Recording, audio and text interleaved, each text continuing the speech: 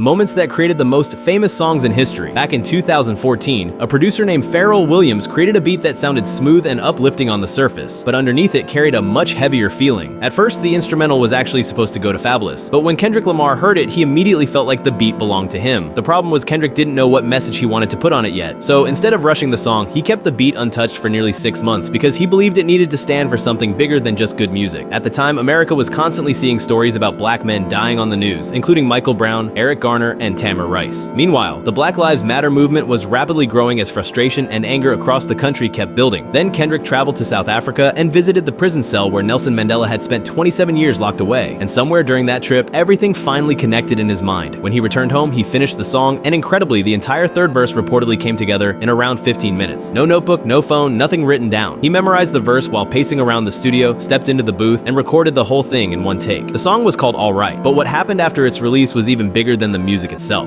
In 2015, after Sandra Bland was found dead inside a Texas jail cell, protesters gathered in cities across America, and during tense standoffs with police, crowds began chanting Kendrick's chorus together instead of backing down. From there, the song spread through demonstrations in places like Washington, D.C. and Los Angeles, eventually becoming one of the defining protest anthems of an entire generation.